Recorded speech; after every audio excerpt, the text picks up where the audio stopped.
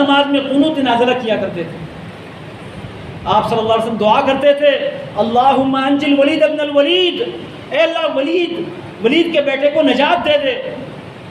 اللہم انجِ ہشام ابن ربیعہ، ہشام ربیعہ کے بیٹے کو نجات دے دے۔ نام لے لے کے نماز میں آپ نے دعا کی۔ اور سنن کبریٰ امام بہقی کی روایت میں ہے کہ مقتدی بھی ہاتھ اٹھاتے تھے اور مقتدی آمین کہتے تھے نبی علیہ السلام کی دعا پر۔ آپ کے زمانے میں 4 ہجری کی بات ہے، ایک واقعہ پیش آیا، کفار کا ایک قبیلہ آیا، کہنے لگا کہ ہمیں کچھ تعلیم دینے کے لیے معلمین کی ضرورت ہے، قرآن اور سنت سکھانے کے لیے استادوں کی ضرورت ہے۔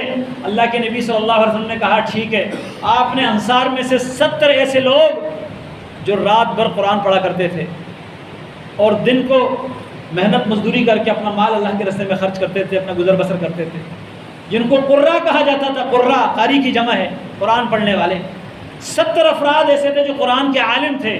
اللہ کے نبی صلی اللہ علیہ وسلم نے ان کو روانہ کر دیا کہ جائیں آپ ان لوگوں کے ساتھ، ان کے قبیلے کے لوگوں کو آپ اسلام کی تعلیم دیں، قرآن کی تعلیم دیں، سنت کی تعلیم دیں۔ یہ لوگ روانہ ہوئے۔ بئر معونہ ایک جگہ ہے، کنواں ہے بئر معونہ۔